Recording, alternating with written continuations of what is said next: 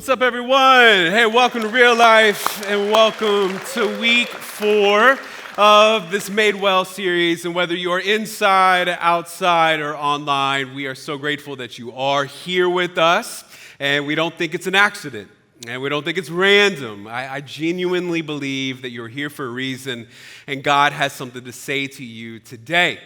Now, if you are here inside the auditorium, you may notice something a little bit different, and that something different might be the person next to you, because you can see them, because there are brand new lights in the room. Our team has been working tirelessly to get them up and running, and we are so grateful because now we can see one another, and all of this was designed to help you engage with what you're learning and what God is teaching you. And so if you're here in the auditorium, do me a favor, just give a high five to the person next to you and say, I see you, all right? I see you. I literally can see you. This is fun. Hey, if you gave to the Real Hope Initiative over the last few years, then you made things like this possible. And so I want to thank you from the bottom of my heart. And next week, we're kicking off a new series that is going to lead us through Jesus' last days before he went to the cross. And I would encourage you next week, bring a Bible, bring something to take notes with, and it is going to prepare our heads and our hearts to celebrate Easter really well. Excited to kick that off next week. But as for today, we are wrapping up this Made Well series where we've been talking about godly manhood and godly womanhood. In the first couple weeks, we talked about what it means to be a man. And when God put us together, what did he mean to do? And then last week, our friend Jody Hickerson helped us turn the corner to womanhood. And we are going to take one more lap on that same subject today. And as the resident expert in all things female, I am here to tell you what to do. All right, you ready?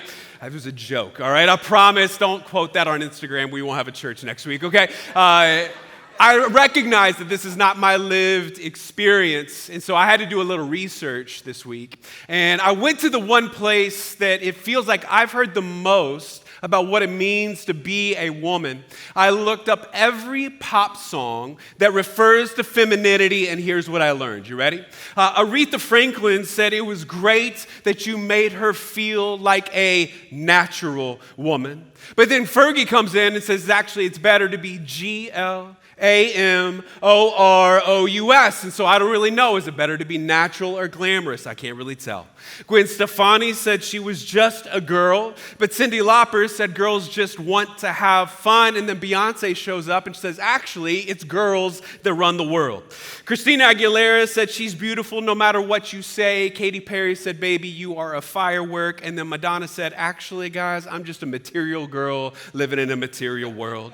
Shania showed up and she's saying, man, I feel like a woman, which honestly is kind of confusing. But then Shaka Khan shows up and says, I am every woman, which is even more confusing to me. Meghan Trainor said that every inch of you is perfect, but then in one of her other songs, she said it's all about the bass. Dua Lipa said she's doing this all on her own, and Lady Gaga said she was born this way. Carly Simon said, you are so vain, but then Leanne Rimes asked out loud, where would I be? How could I live without you? In Vogue said to free your mind, and Barbara Streisand said don't rain on her parade. Rihanna said shine bright like a diamond, and then Carrie Underwood showed up, and she took her keys and rubbed it on the side of that pretty little souped up four-wheel drive, which I can honestly say is behavior I do not endorse, okay?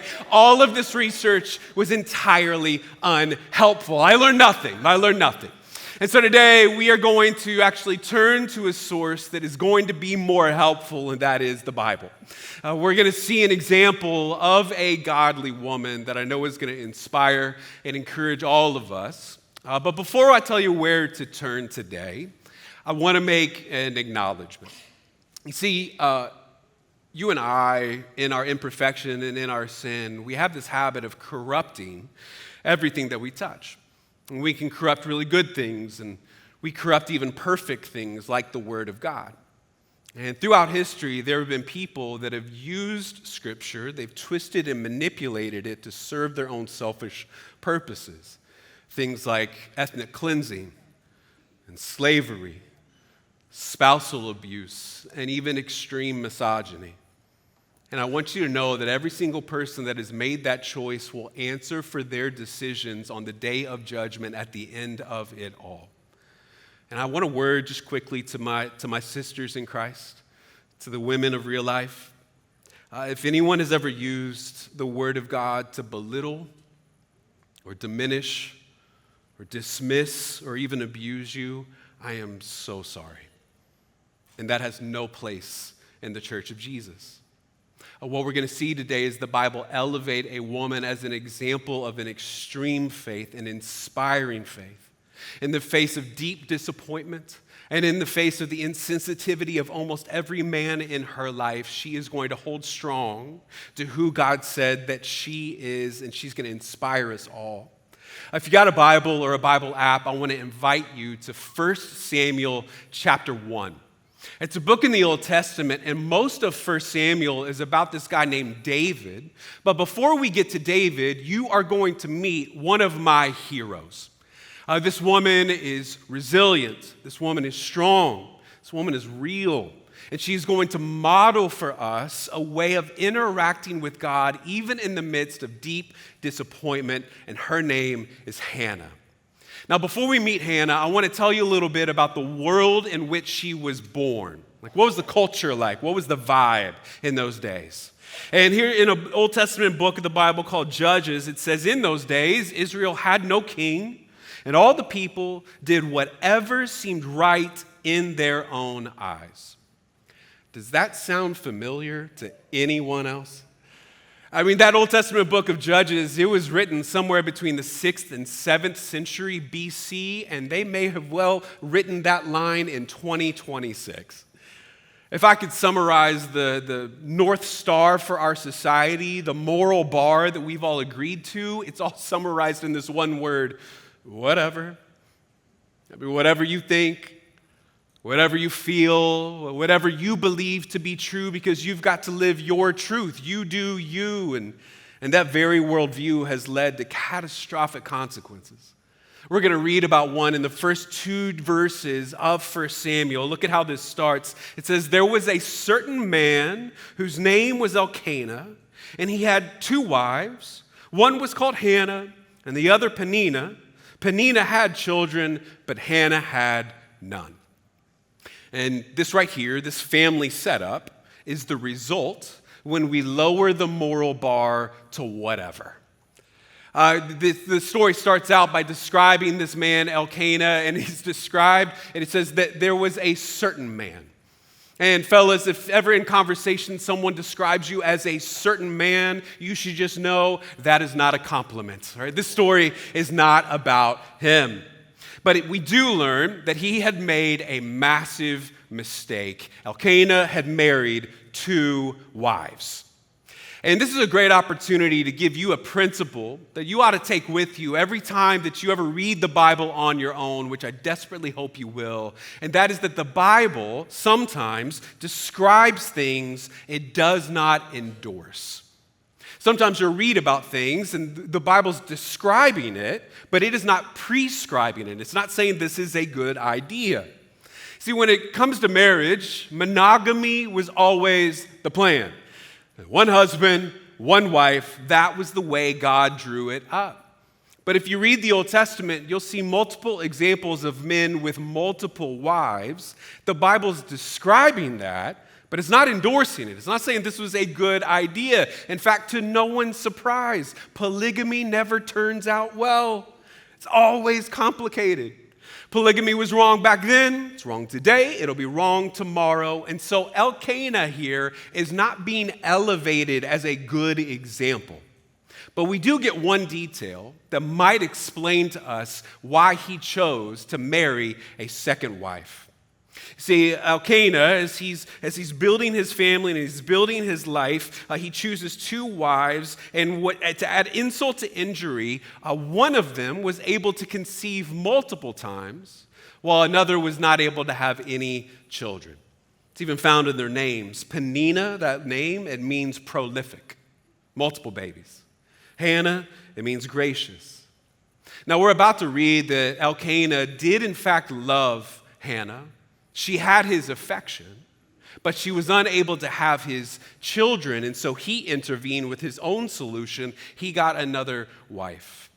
And this is not a healthy plan, this is not a healthy setup, and it only added insult to Hannah's injury. Now, in today's society, there are more available opportunities to have value and meaning in our culture for women than there were back in Hannah's day. For Hannah, this was the one way that she mattered, was her ability to have children. But even though we live thousands of years later, the expectation and pressure of motherhood is still very real. I mean, ladies, you get to a certain age, and then all of a sudden you show up to Thanksgiving, and all of your extended family start asking you what? When are you going to meet someone and settle down? And then you get on the white dress and you get the ring thinking that you have solved everyone's questions. And then what is their very next question at the very next Thanksgiving? When are you going to start a family? It's a baked in expectation. And what I know is that for some of you, having children is truly the greatest desire of your heart, and you are currently experiencing infertility. And I know that because you've shared that with me. And it's difficult, it's frustrating, it's even hurtful. And every time that you see someone else's birth announcement, someone else's gender reveal, even the surprising diaper commercials on TV are yet another reminder that you do not have what you so deeply want. You know, sometimes people show up to church and they want really simple answers to complicated questions. They just like, give me the sound bite that will explain all of this away. And I just, as your friend, I refuse to do so. It's not that simple. Sometimes I don't really know the answer. Like, I don't know why there are godly and loving Christian couples that deeply want to welcome children into their homes, and they cannot, while there are other people that are flippant with their bodies and disregard the sanctity of life, and they end up with unwanted pregnancies. I don't know the answer to that question. What I do know is that your church sees you and we care. We refuse to allow the hurting to be ignored. And we do not blame the doubting for their season of struggle. Instead, we want to join you in your desperate prayers because you are not alone.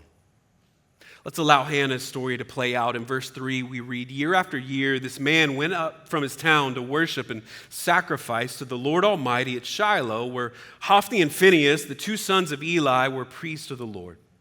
Whenever the day came for Elkanah to sacrifice, he would give portions of the meat to his wife Peninnah and to all her sons and daughters. But to Hannah, he gave a double portion because he loved her, and the Lord had closed her womb. Because the Lord had closed Hannah's womb, her rival, this is Peninnah, kept provoking her in order to irritate her. This went on year after year. And whenever Hannah went up to the house of the Lord, her rival provoked her till she wept and would not eat. As if it wasn't bad enough that Hannah's husband had gone out and got another wife, what we just learned is that the second wife is an absolute jerk. And every time that they would show up to worship God, she would talk trash to Hannah, only rubbing it in of what Hannah was unable to do. This was the place where Hannah was supposed to come to find peace and comfort, and all she ever got was torn down. And it goes to show you that external religious behavior does not automatically guarantee a changed heart. Peninnah was showing up and she was doing all the things that religious people are supposed to do. She's praying, sacrificing, worshiping. She went to the tabernacle. She was checking off the list. And somehow she had taken God's favor in her own life of giving her children and let it grow into a spiritual arrogance where she could tear down Hannah. It revealed a dark heart. And as we've already acknowledged, we know that many of you, when you show up here week after week, you carry a heavy burden with you. And if we were really honest, sometimes this place is the hardest one to show up to. Like right now, you and your husband, you're not on speaking terms. And it's hard to come to church and watch other couples hold hands. Right now, your teenager is rebelling. And it's hard to watch other people's kids serve and be involved. Right now, even though it's the biggest desire of your heart, God has not yet brought a child into your family, and it's hard to watch other people check in their kids.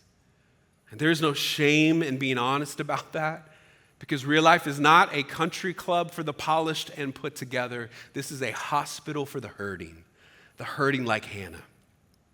Now, before Hannah can get any relief from her rival that's talking trash about her at the tabernacle, now she has to deal with her knucklehead husband, Elkanah. Look at what he does. Her husband, Elkanah, would say to her, "Hannah, why are you weeping? Why don't you eat? Why are you so downhearted? Don't I mean more to you than 10 sons?"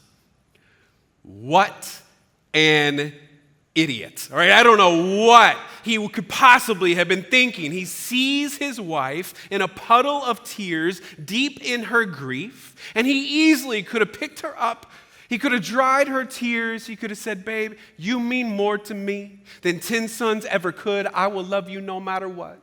But instead, he showed up in her grief and said, "How can you be sad when you've got me?" That's what he told her. Again, I want to remind you that the Bible often describes things it does not endorse. This was not a wise response. Author Brené Brown, she has this great talk on empathy, and she said, "Rarely, if ever, does an empathic response begin with 'at least.'" You know, often what happens in our lives is we're talking to someone and they finally get real.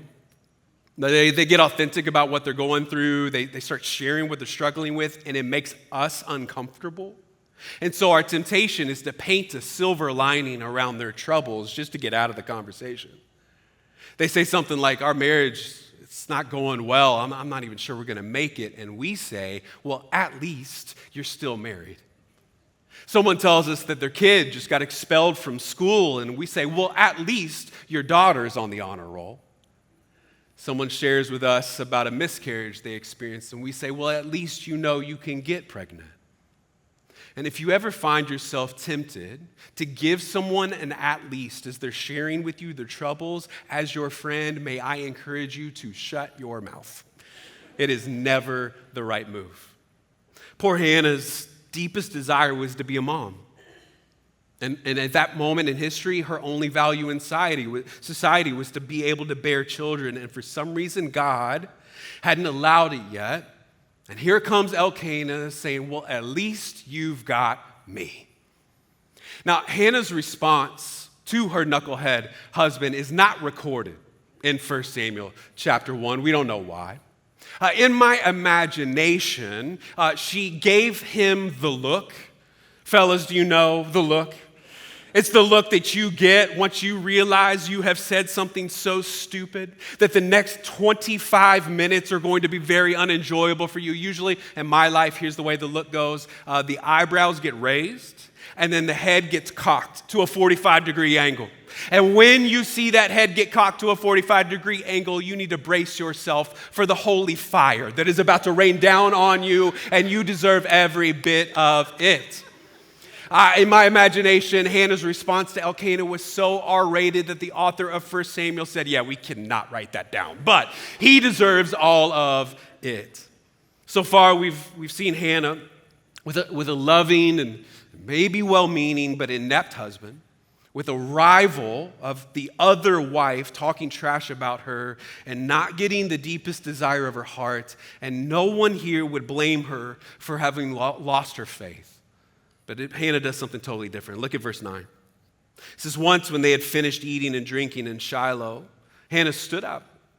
Now Eli the priest was sitting on his chair by the doorpost of the Lord's house, and in her deep anguish, Hannah prayed to the Lord, weeping bitterly.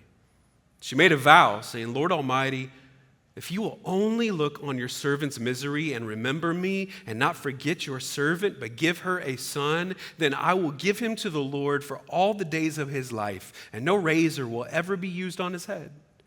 As she kept praying to the Lord, Eli observed her mouth. Hannah was praying in her heart, and her lips were moving, but her voice was not heard. Eli thought she was drunk and said to her, how long are you going to stay drunk? Put away your wine. Not so, my Lord, Hannah replied. I am a woman who is deeply troubled. I have not been drinking wine or beer. I was pouring out my soul to the Lord. Do not take your servant for a wicked woman. I've been praying here out of my great anguish and grief. Eli answered, go in peace. And may the God of Israel grant you what you have asked of him. And she said, may your servant find favor in your eyes. Then she went her way, ate something, and her face was no longer downcast. This poor girl cannot get away from insensitive dudes.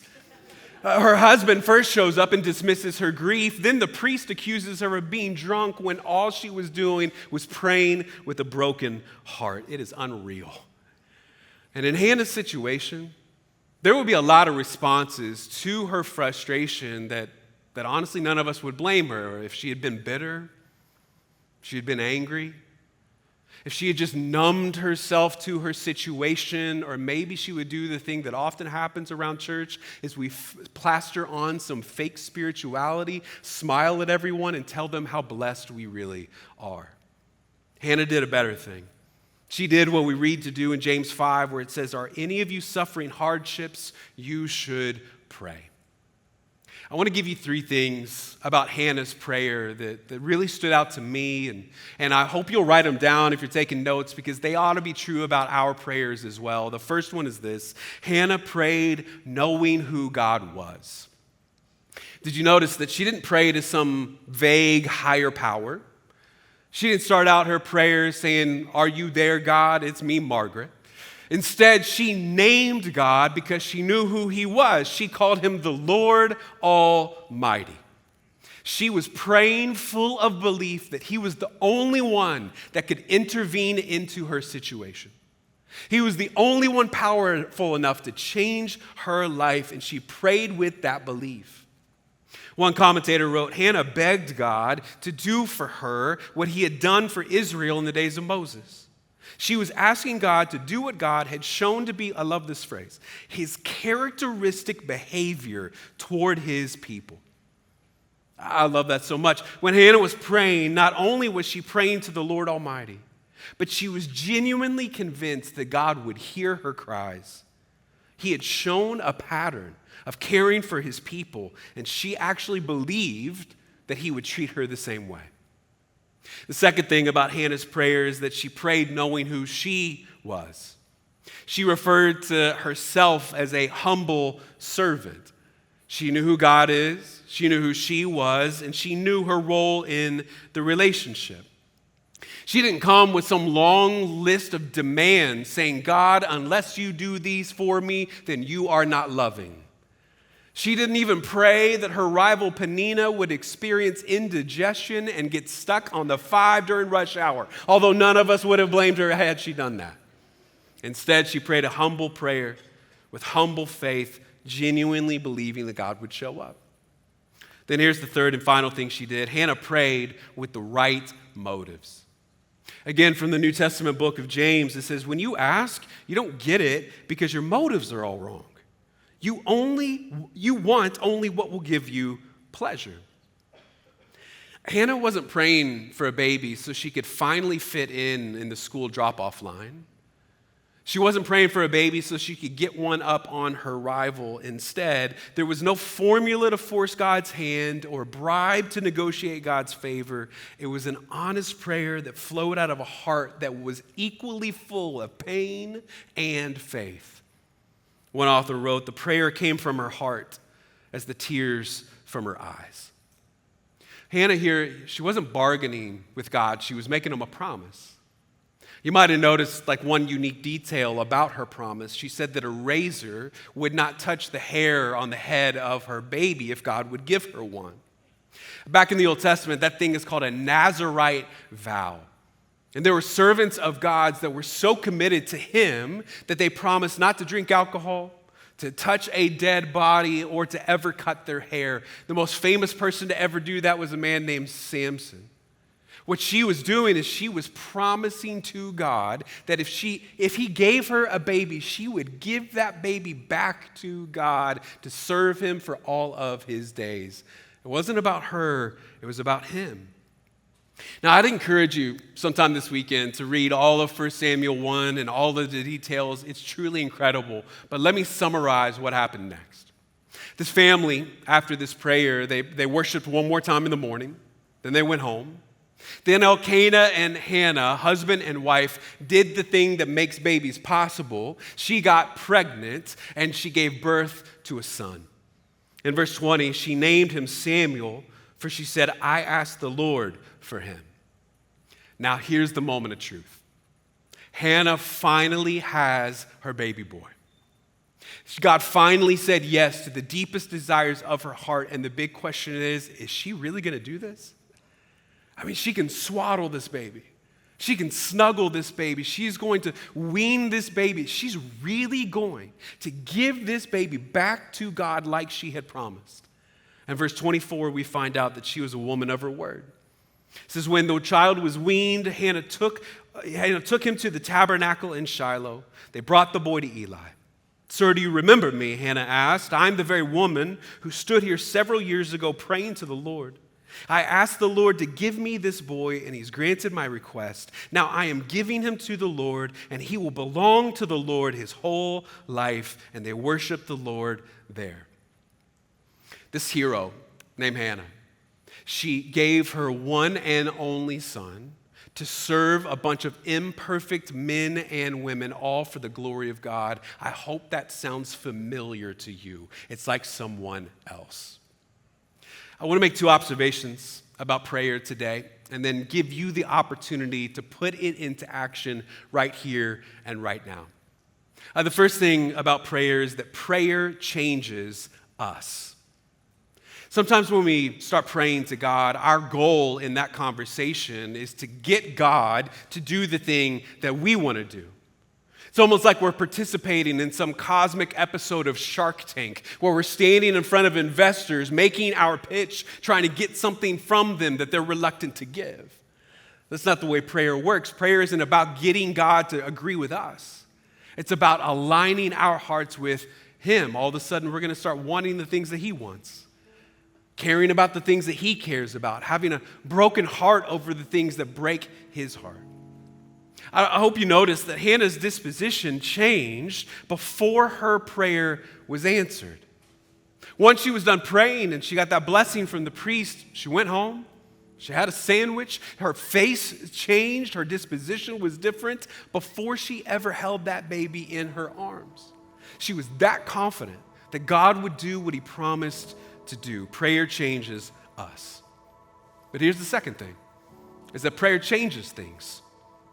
Here in 1 Samuel, we see a God who hears and cares. And maybe you're not convinced that that is true, but Hannah's story tells us who he really is. Prayer can change things. And even still, you and I, we find ourselves in these moments in our life where we're waiting for God's answer, and he's telling us either no or not yet. And that's really hard.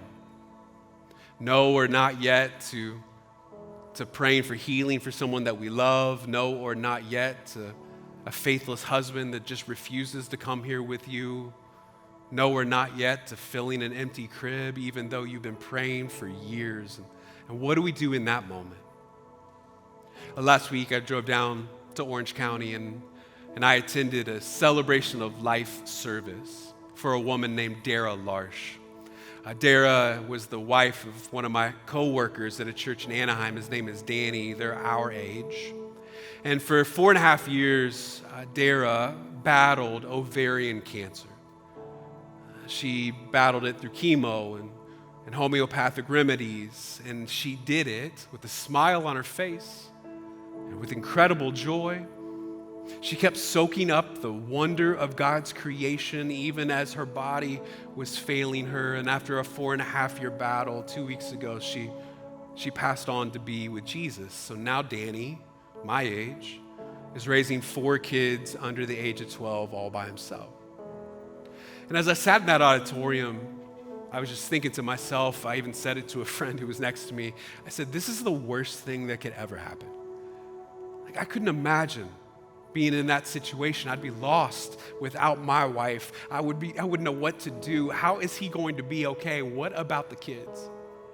And then for 2 hours, literally 2 hours, I sat there and listened to stories of friends and family, and even Danny, her husband, get on a stage and share the stories of courage and faith and love that Dara had and the impact that she has left.